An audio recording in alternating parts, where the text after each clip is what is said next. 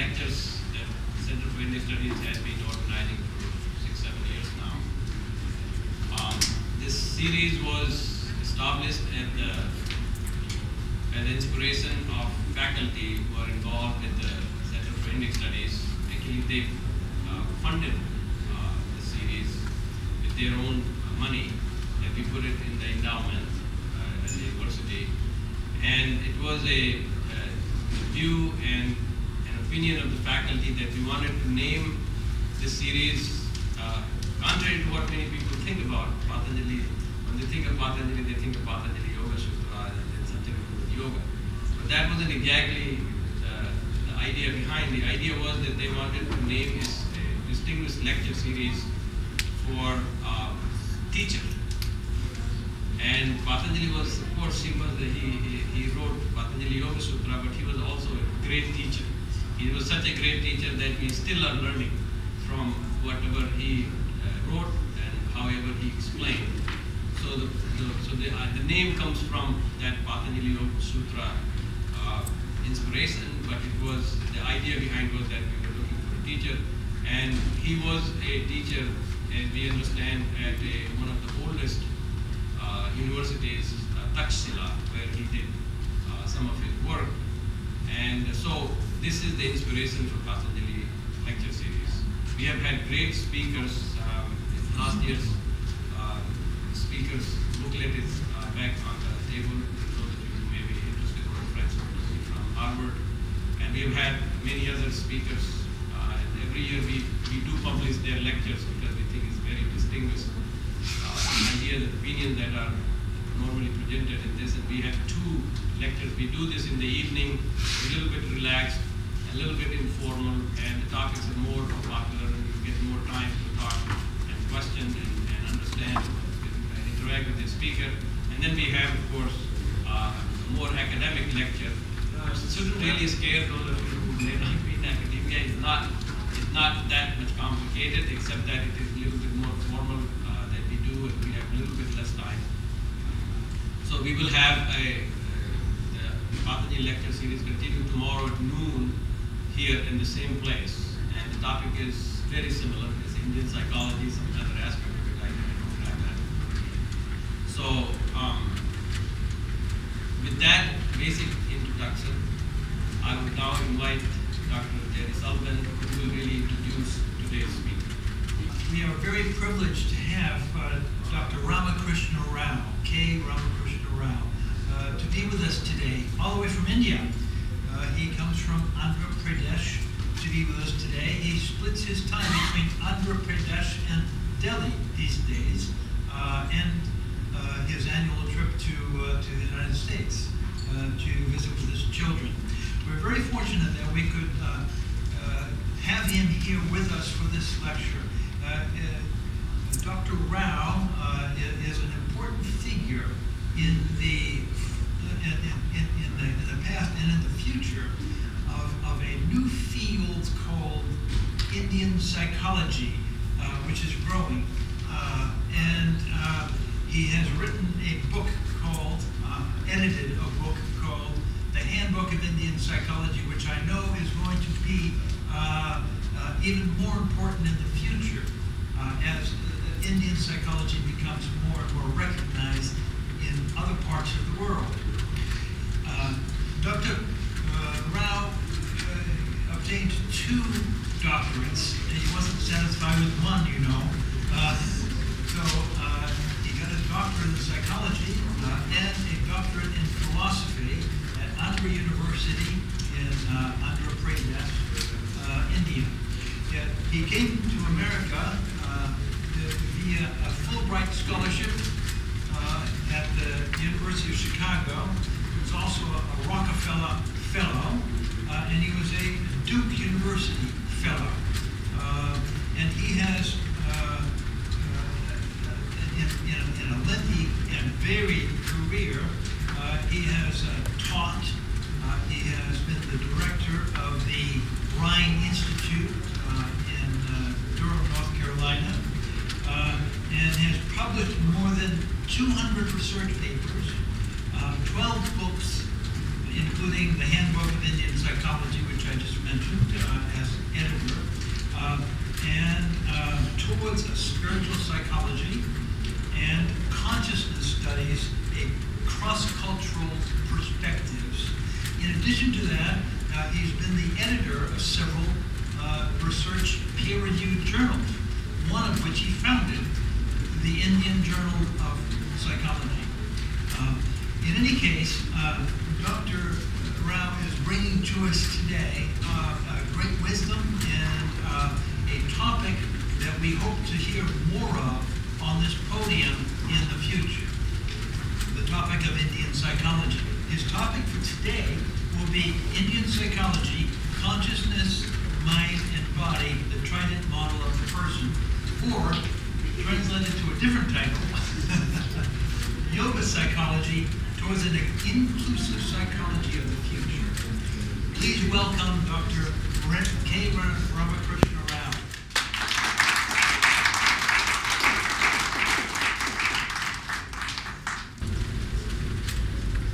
Thank you, Jerry. Professor Balram Singh and friends. First, I want to thank the Center for Indic Studies of the University of Massachusetts at London, Jerry and Balram for inviting me to join you today and tomorrow. The title which Jerry gave a little while ago is approximately the one that I will be speaking about tomorrow. This will provide some kind of a background to what I will be talking about tomorrow. Is it on the picture or is it Psychology in the West is or has increasingly become narrow. Originally, as we all know, to live up to its etymological meaning, the science of the psyche, it was to be the science of soul. And then it got itself restricted to science of the mind.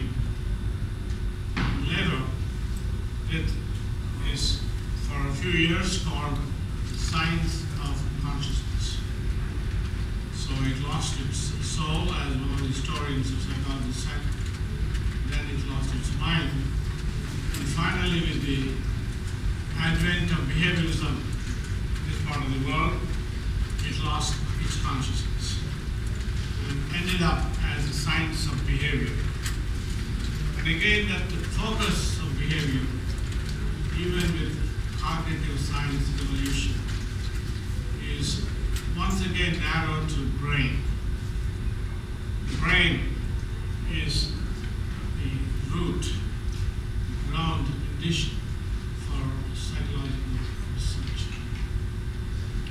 This has yielded some interesting results, made some significant progress, and earned for psychology in this country, elsewhere, a place in the world of science. Like other natural sciences, in fact, the psychologists suffer from what is often described as physics envy. They want to be like physicists. Unfortunately, psychology is supposed to deal with something other than what you find physically in humans. And this, for some reason, was lost sight of. So the consequence of this is that several relevant topics were lost to psychology. And the many other important ones became fringe psychology, and main psychology itself got focused narrowly in few areas that are easily amenable for third-person objective investigation. In the process, the person is lost, consciousness is lost, the subjectivity is lost, the first-person perspective that underlies most of our lives is lost. And therefore, there is an increasing awareness on the part of psychologists around the world that we must trace our steps back and find for psychology a more inclusive ground where we can locate the different aspects of humans and their experience. By doing this, I find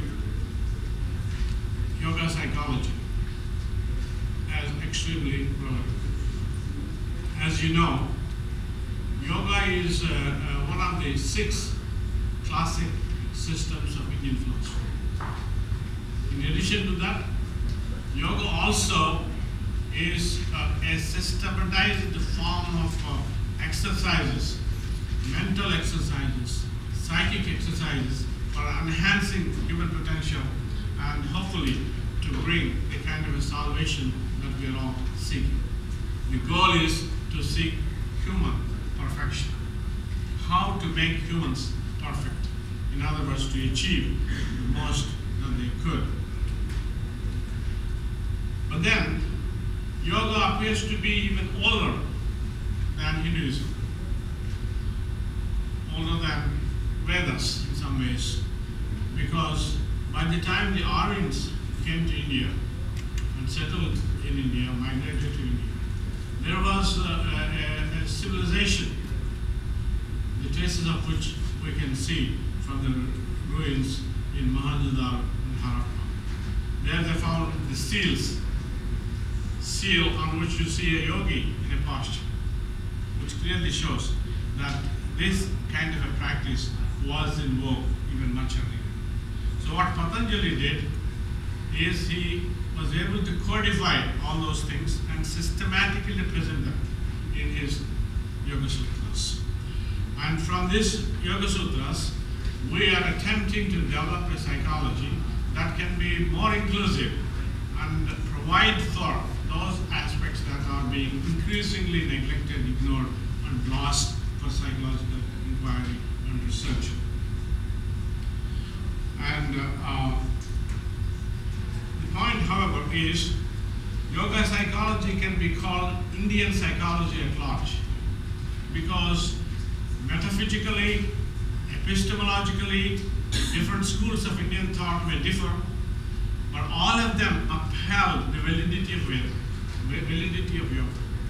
They asserted that yoga is the method to achieve the higher potentials that humans are capable. So, in other words, philosophically, at the philosophical level, there may be difference of opinion. Yoga is only one among the six major classical Indian systems, Hindu systems, orthodox Hindu systems. But when it comes to yoga as practice, not only the other 5 philosophical systems are accepted, even the heterodox systems like Buddhism and Jainism accept yoga practices as legitimate, bona fide, and leading humans to higher levels of awareness and consciousness. And therefore, it seems to me that whatever is said in yoga can be a foundation, not merely for a yoga school, but a foundation that would reflect the basic thinking of classical Indian thinkers on the nature of humans and where they are going and how they can go to that particular place. So, with this little background, I will move on to describe to you what I consider to be the salient aspects of Indian psychology. Now, if there is one thing that's central to Indian psychology, it is centrality of consciousness. This is the key feature of classical Indian thought. In the area of consciousness, metaphysical and epistemological theories are intimately intertwined. The principles of reality and criteria of certainty relating to consciousness appear to be integrally related in Indian thought. And there is thus a distinct interplay of knowing and being. Bringing the knowing and being together is the essence of Indian psychology. The gaps in the understanding of consciousness are possibly a consequence of the perceived schism between knowing and being. Now, the way out of and the solution to the many conundrums of consciousness, about which I'll be speaking a little bit tomorrow, may well be in bridging the knowing-being divide. It would seem yoga, especially as discussed in Patanjali's Yoga Sutras, may provide the missing links that connect knowing and being in humans. As may be readily seen, yoga in theory as well as practice has great relevance to the controversies relating to cognitive anomalies as well as consciousness studies. Cognitive anomalies involve such things as telepathy, precognition, or psychic abilities. And the problems with consciousness is we just don't know what it is. Many people, philosophers, have despaired and said, maybe we are cognitively closed to understand what consciousness is. Indeed, Patanjali Yoga provides, in a sense, the architectonic for a system of psychology that could be a potential force to face up the challenges of cognitive anomalies and consciousness studies. In fact, yoga may be seen as the central piece of what may be called Indian psychology. The main points of yoga psychology are shared by other classical Indian systems as well, as I mentioned.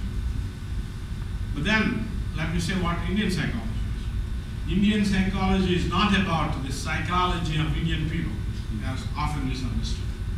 Again, Indian psychology is not, unfortunately, what psychologists in India, by and large, do, teach, and research.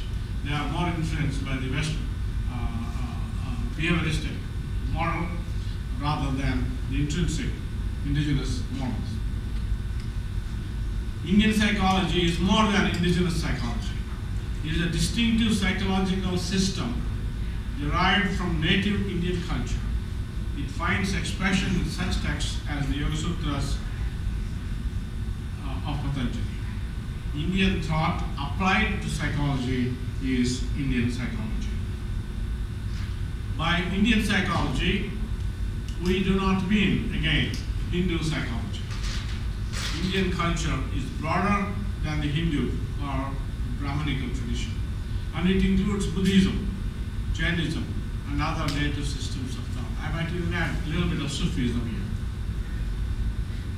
Centrality of consciousness is the defining characteristic of Indian psychology.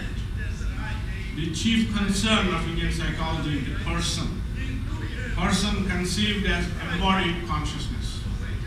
In this view, mind and consciousness are qualitatively different. Mind is the interfacing instrumentality that is connected with consciousness at one end and with the brain at the other. Therefore, it involves brain processes as well as non-material aspects peculiar to consciousness. The person, situated in the mind-body matrix, functions conditioned by a vortex of forces. As embodied consciousness, the person becomes the instrument of individualized thought, passion, and action. From such individuation arise subjectivity, rational and relational thinking, and the relativity of truth and values. In this view, the brain does not generate consciousness.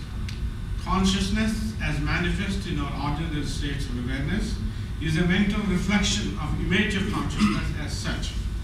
In order to assess consciousness as such, one needs to purify and control the mind by purging it of all the existential existences it has accumulated in its life and before.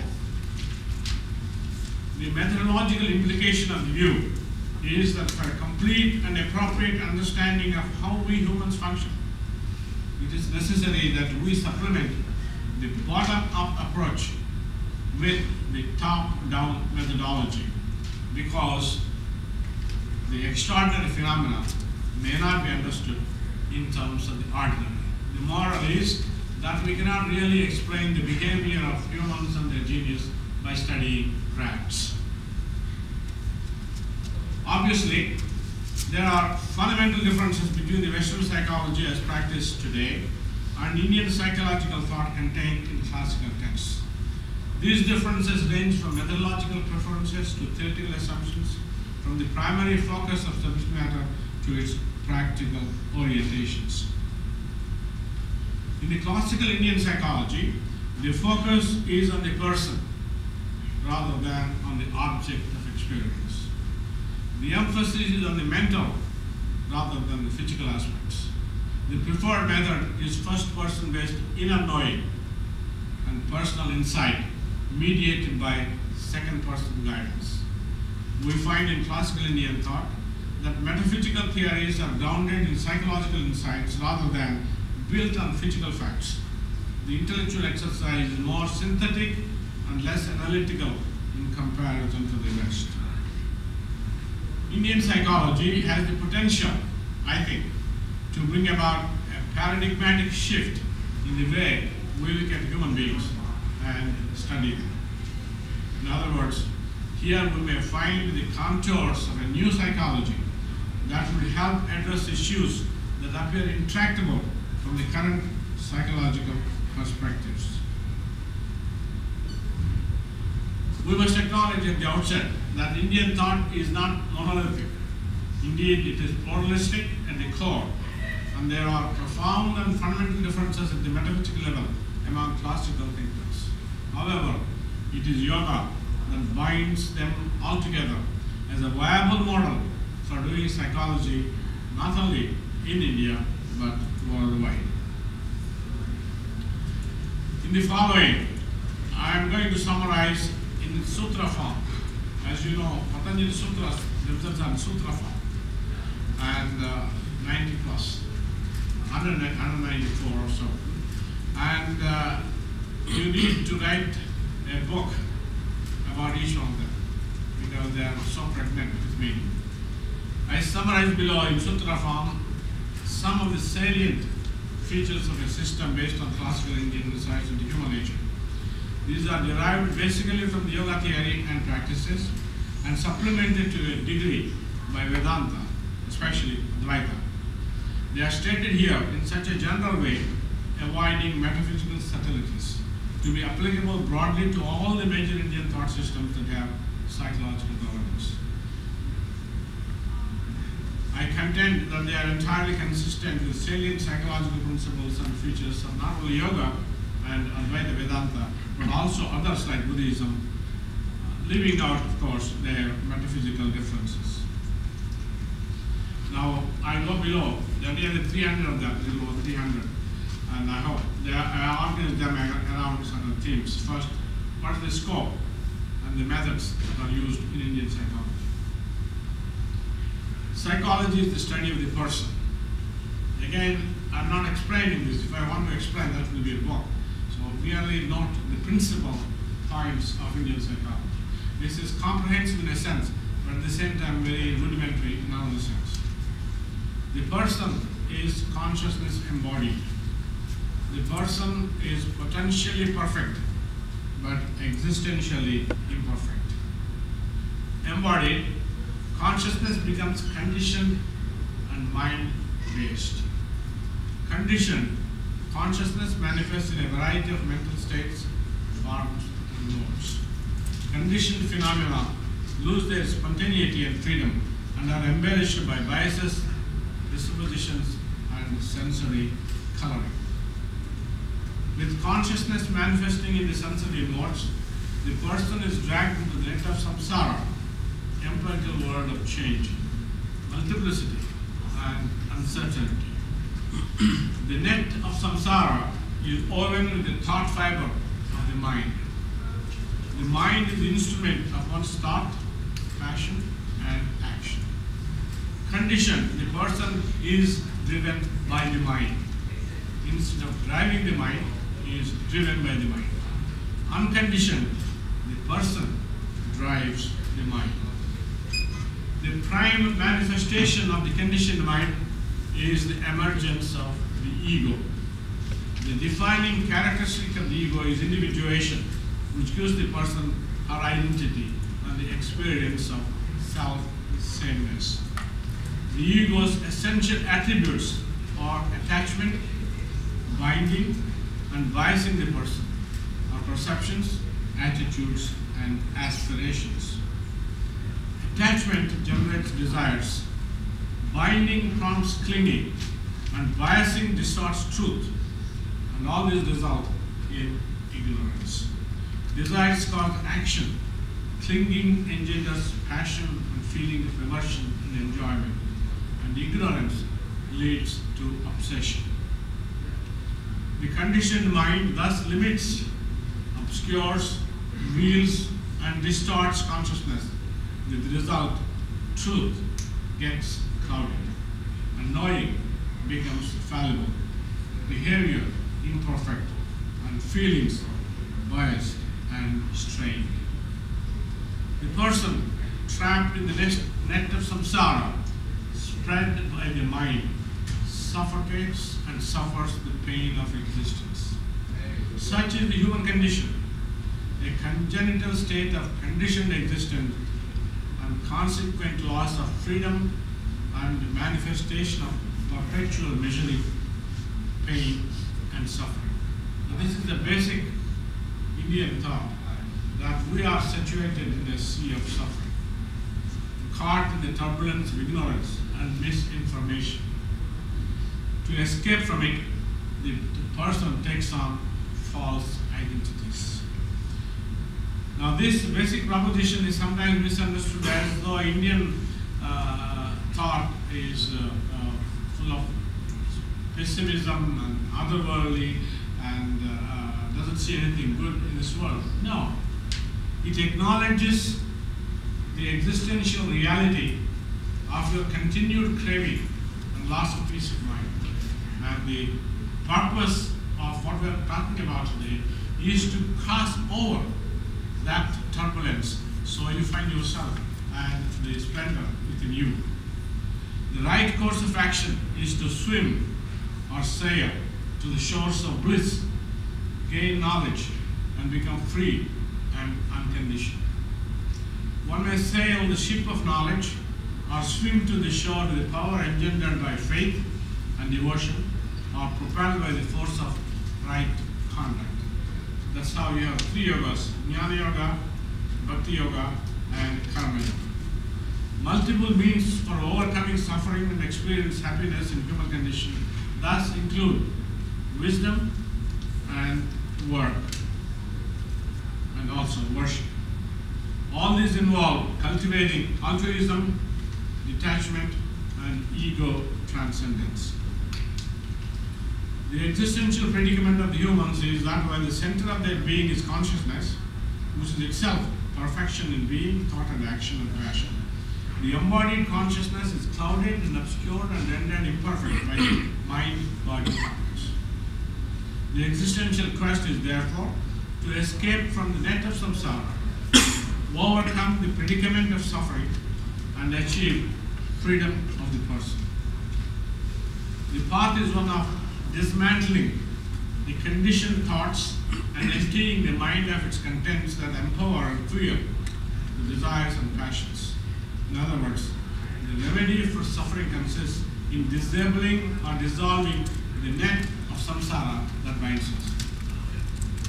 The pursuit of the person is thus to overcome this predicament of cultivating right habits of mind, engage in right action, gain right knowledge, and achieve self-realization, which is the goal. Self-realization is realization of truth in one's being.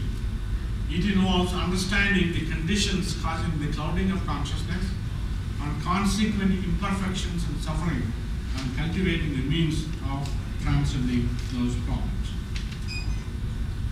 Indian psychology covers secular as well as sacred aspects. It studies human nature with the objective of understanding the existential limitations and inherent potentials, and for achieving higher states of awareness and eventually self-realization. It deals with application of psychological principles for bringing about positive transformation on a person, to enable her to achieve cognitive excellence and realize full potentials. Psychology in the Indian tradition is holistic and non-reductionist. His perspective is positive to help humans achieve their full potentials and overcome the limitations that cause suffering and constrain their being. Indian psychology is not value-free. Rather, it is value-driven and value-loaded. The highest value is one of realization of truth in one's being.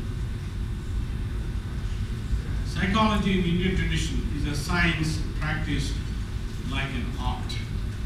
The methods employed to study the person are essentially observational. Observation can be direct or indirect. Data can be collected from the perspective of first person, second person, or the third person. In as much as the person is the composite of body, mind, and consciousness, and functions at three levels: sense-driven learning, intellect-guided understanding, and intuitively obtained realization. There are three orders of knowing, which are called in the Vedanta tradition Shravana, Manana, and Nididhyasana. Shravana involves the brain-driven processes accessible for third-person observation. Manana gives mind-constructed cognitions, which are first-person experiences that can be shared with others and therefore permit second-person mediation. Nididhyasana is an entirely experiential transcognitive state. It gives intuitive insights which are exclusively subjective. They can be neither introspectively observed nor shared with others through second-person mediation. It involves more than knowing because it affects being itself. Nididhyasana is the first order knowing. Its truth is self-certifying, and its validity may be seen by its effects on the person. Those engaged in Nididhyasana tend to move progressively closer to perfection in thought, passion, and action. Manana is knowledge of the second order. Its truth is rationally apprehended and logically verified. Shravana is knowledge of the third order. It can be objectively recorded, measured, and verified by observation. Psychological knowledge at the level of Shravana is obtained through observation, experiment, and physical measurement. This is what today we do in psychology around the world. At the level of Manana, introspective observation and second-person techniques are employed as psychological methods. These were tried in the West for a while and then given up as not very useful. At the level of Nididhyasana, which is qualitatively different from Manana and Shravana, knowing is being. Therefore, by observing the effects, the transformational consequence of the person presumed to be in that state, non-ordinary states of transcendence consciousness can be studied. This is the indirect method of observation as distinguished from the other two which permit direct observation. And this is never tried in the Western tradition. The states of Nididhyasana are non-ordinary. They need to be cultivated by disciplined practices, even though they may occasionally manifest spontaneously. Prerequisites for researching states of Nididhyasana require special training to observe what are ordinarily non-repeatable states. Thus, in the Indian tradition, psychology employs three distinctive methods that are appropriate for studying human functioning, yet three altogether different levels.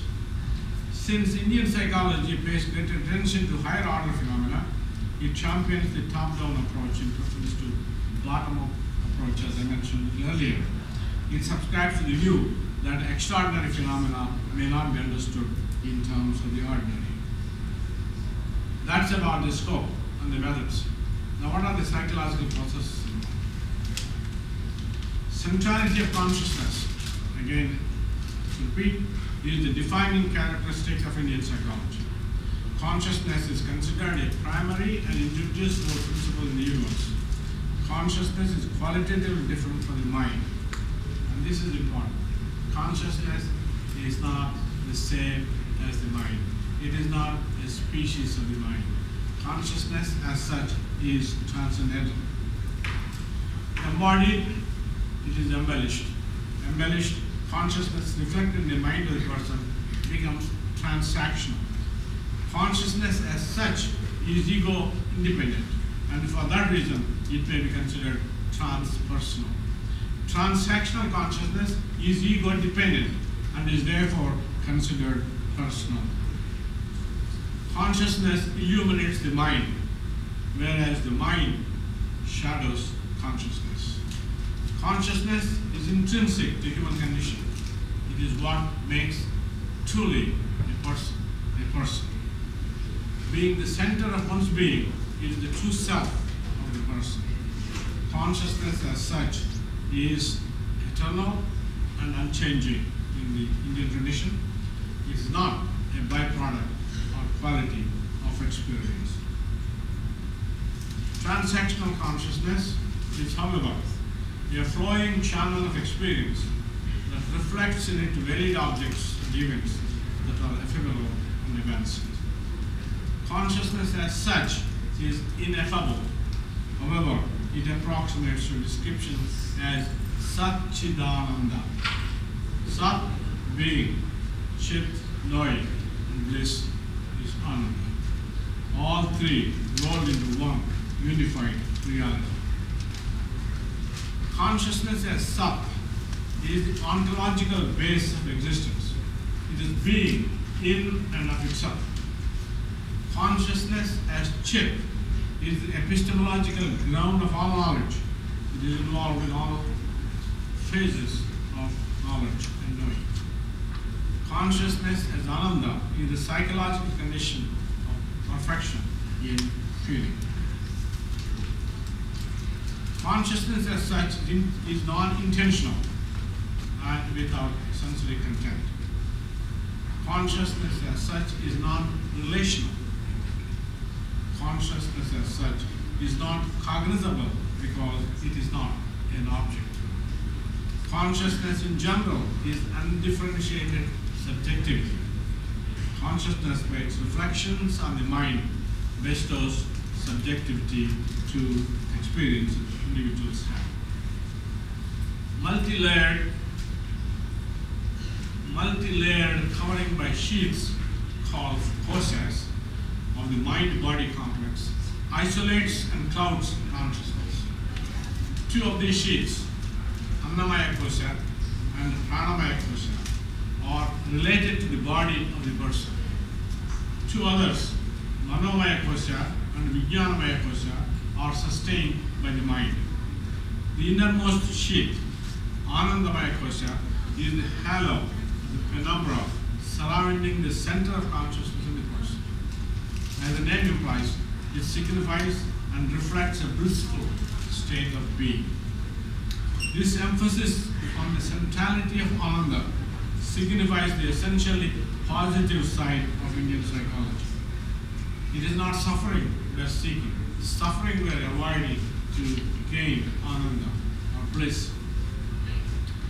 Consciousness, insulated and clouded by the sheaths involving the mind and body, remains a witness, sakshi, rather than become a participant in life's journey. With the emergence of the ego and the identification of the mind with consciousness, there arises in the person this misconstrual and mistaking the manifestations in the mind as that of consciousness. This is the root of ignorance. The consequences are a congenital deformity and defect that blinds the person to the true nature of the self within, and B, the primeval misconstrual of the mind's ego as the self. Self is substituted by the ego. Consciousness manifests differently in wakefulness, dream, and deep sleep states of the mind. There is the fourth state in the Hindu tradition, in which consciousness is experienced without the usual cognitive wheeling, projection, and construction we find in the waking and sleep states. Turiya is a transcognitive state of this. Is a transcognitive state, and for this reason, it is regarded as transcendental experience, as distinguished from transactional awareness in the other three states. The waking state in which the person has the empirical knowledge of the world is the one where consciousness of the person is barricaded behind the 5 sheaths. Consequently, consciousness in the person is seen in large part as arising from the objects and not as the self. The knowledge arising in this state is considered objective because it is object-driven. The dream state is one in which there is general acquiescence of the 2 bodily sheaths. The dream awareness in the person is imaginatively constructed by the mind with available resources in the absence of regular sensory inputs. Therefore, the awareness arising in this state is subjective in that it does not ordinarily correspond with the events outside the person. And dreams, this is all coming from a tradition which is 2,000 years old or more. Dreams may be embellished memory images, wish-fulfilling episodes, paranormal prophecies, non-veridical imagination. They may be provoked by the physiological conditions or external stimulation at the time. These were all things that they spoke about dreams 2,000 plus years ago, which we are now finding in modern laboratory researches. The deep sleep state is one where the bodily as well as the mental states are interactive. But the sense of the self-sameness of the ego as distinct from the self continues. Consciousness in this state is not determined by the objects, nor constructed by the mind.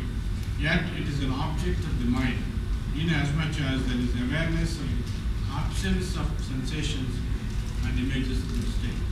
So when you wake up after deep sleep, you say, I had good sleep, deep sleep. So you are able to have this awareness because there is a continuity of consciousness. The 4th state is one in which all the sheaths, as well as the primeval misconstrued or avidya of the mind, are overcome, such that the person partakes in pure consciousness. This is a qualitatively different state, opening up windows to a different source of awareness altogether. Consciousness as such is ubiquitous, but in its association with the mind, it is localized and personalized. The major player in the act of avidya is the mind-body complex. The mind-body complex is the organ of experience. It is the instrument of thought, action, and feeling. The mind and the physical body are material in composition. That's a very crucial point. Mind is not considered spiritual or something which is not physical. Mind is considered a physical manifestation. There are 2 kinds of materiality, gross and subtle, physical and non-physical. The mind is the subtle body, linga sarira, whereas the physical body, which includes the senses, is the gross body or stula sarira. All material objects, including the mind and body of the person, evolve out of basic matter source called Prakriti. Prakriti is the substratum or ground of all material manifestation. It consists of 3 elements, sattva, rajas, and tamas, that mix in different proportions to give rise to the evolution of a variety of distinctive material forms. Sattva is the non-physical component of matter. It is the information content inherent in a given object. For this reason, it is considered a sense of any physical thing. It defines a thing as this or that. Rajas is the activity component. It is the energy contained in physical bodies. It is what brings change, moment, and transformation. Tamas is the physical component of matter. It is the mayas at the base of all matter. Subtle matter is preponderantly composed of sattva and rajas, whereas gross matter is primarily tamas and rajas. inasmuch as the person is embodied, the characteristics he/she manifests, such as her personality, depend to a large degree on the proportion of these elements in one's psychological makeup. Consequently, a personality topology is possible for differentiating people on the basis of the strength of these three elements in a person. The mind, like the body, and unlike consciousness, is material. Unlike the gross body, it is extremely subtle and non-local. The mind does not perish in the body. The mind has the attributes of thinking, willing, and feeling, which it manifests in association with consciousness. The attributes of thought, action, and feeling have associated truth and value dimensions. Therefore, psychology may not be dissociated from the relevant epistemological and axiological underpinnings, as we tried to do today. The mind holding the reins, the person becomes the knower, the doer, and the one who enjoys or suffers. The mind does not generate consciousness. Mind just reflects consciousness, and in reflecting, it embellishes it. At the phenomenological level, the mind is a flowing stream of thoughts, constrained by both conscious and unconscious factors and influences. Conscious mind is that part of the mind which is illumined by consciousness. Unconscious mind is that which is hidden from the rays of consciousness, but still active, influencing the thoughts, actions, and feelings of the person. Thoughts, feelings, and actions emanate from the sensory inputs, internally generated imagery, memory, conscious and unconscious impressions and dispositions. With the mind active, the role of consciousness is limited to illuminating the processed contents of the mind. However, consciousness is also a witness, a passive spectator of the doings, feelings, and thoughts engendered by the mind in association with the body, in as much as the reflections of the mind reflect back in consciousness. The person in search of identity misconstrues the mind as the true self and hypostatizes the ego function as the enduring self. The mind may be functionally distinguished into three constituents: buddhi, ahankara, and manas. Manas is the central processor. It is the internal sense organ of the mind. Attention is its defining characteristic. Filtering, analysis, and assimilation of inputs are its functions. Ahankara is the ego sense. It is the meaning in each person. Identity is its defining characteristic. The ego appropriates the processed inputs from the manas. In this process of appropriation arises the distinction between the self and the other, knower and the known. Ego breaks the inherent unity between knowing and being. Buddhi is the most important aspect of the mind because of its closest affinity with consciousness. In its highest purity, Buddhi is almost like consciousness. At this level, it is difficult to distinguish between the two. Its defining characteristic is discrimination. It functions like an executive. It is the seat of memory as well as the depository of karma and past actions in the form of samskaras and vasanas. Senses are the external organs of the mind. They are the doors that enable the mind to make contact with the world outside.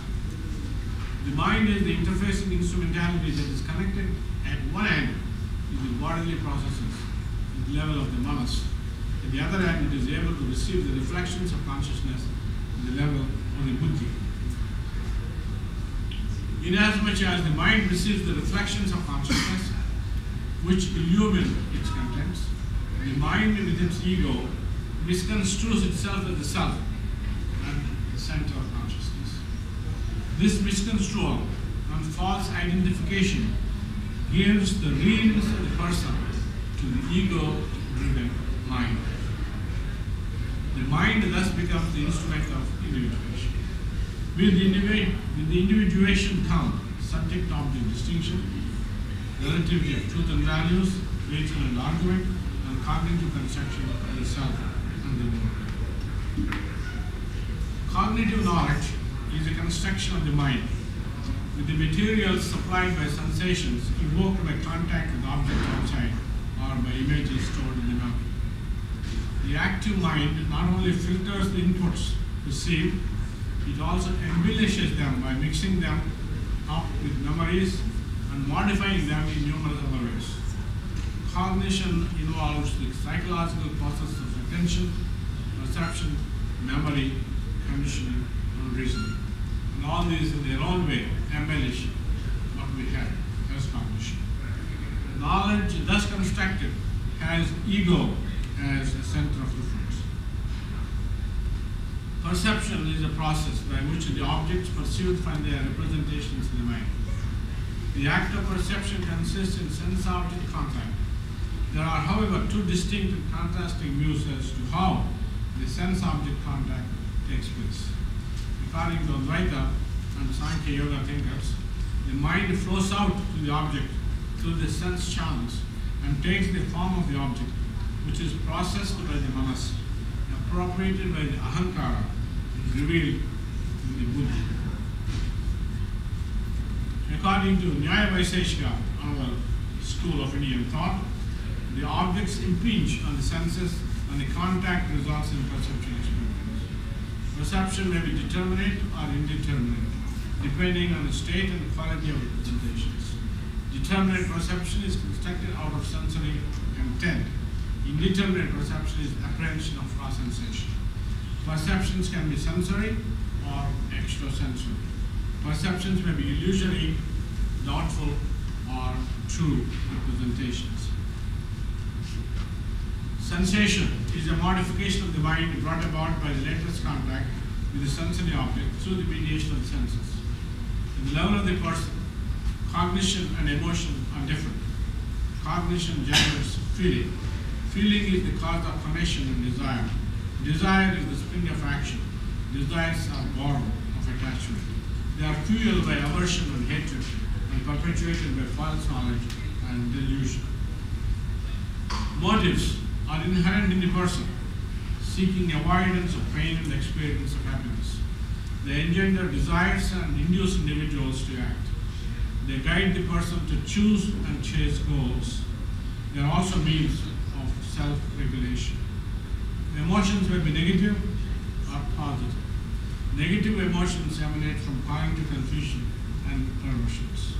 Positive emotions are prompted by right knowledge, wholesome conduct, and good faith. Learning has three levels, as we have seen a little while ago. Observational learning, rational learning, and meditative learning. Observational learning includes perceptual learning as well as learning from acknowledged sources of authority. Apta Vakya. Rational learning is moving from known to unknown by reasoning, avoiding error, and exploring logical possibilities by analysis and inference. Meditative learning is realization that closes the gap between knowing and being, generated by the ego by accessing consciousness as such directly. Now that is the process. Now let us consider the existential context of the humans and what is it that we are supposed to do. In as much as the person is a composite of body, mind, and consciousness, the life drama of the person is played by three actors in two distinctive scenes. The actors are the body, the mind, and consciousness. The scenes are the personal world of samsara, which is the transactional reality as they call it, and second, the transpersonal realm of the transcendent. The personal world, the main characters are the body and the mind.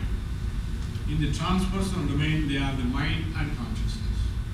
Therefore, the implications and applications of psychology relate to the principal actors and the main scenes because the relative roles vary from scene to scene. irreconcilable controversies arise when they are conflated and confused. In the psychological context, the center of study is the person, called jiva. In the person, consciousness manifests as knowledge, volition, and feeling.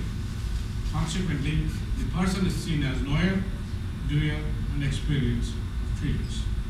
As knower, the person does not simply become aware of things they actually are. Rather, his mind is actively involved in constructing the perceptual reality by a process of filtering and projection. In other words, the reality that is given to us, what we perceive, is what we construct, not what actually is there. The person is not a passive spectator or agent, but one who chooses, initiates, and carries out actions, and therefore reaps the consequences. The experiencing person is cast in the shadow of suffering, in as much as the experience has ego reference and true knowledge eludes because of the built-in conscious and unconscious biases and misconstruals. The experienced self is not Purusha, soul, or the principle of consciousness. Rather, it is a psychological construction to signify a person's identity. Identity is the experience of self-sameness in the midst of continually changing physical and mental states. Self is that construct around which one organizes the manifold manifestations of life. It provides for perceiving unity, coherence, and continuity in the person. The empirical mind, with the involvement of the ego, thus gets entangled. Entangled, the mind becomes distracted and unsteady.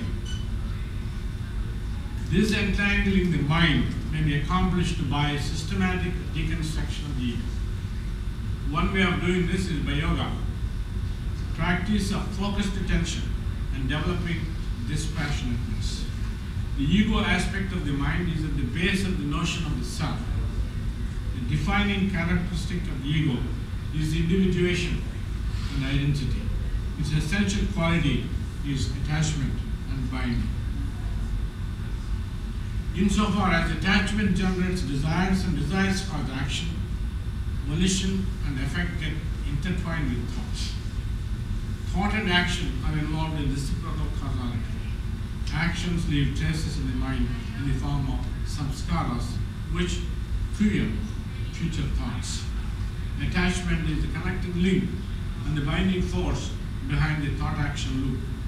In the cultivation of detachment, the chain of causation is shaken and thought-action connection is broken. The person is transformed in the process from the state of being ego-driven and having self-reference. Thoughts transcend the ego reference.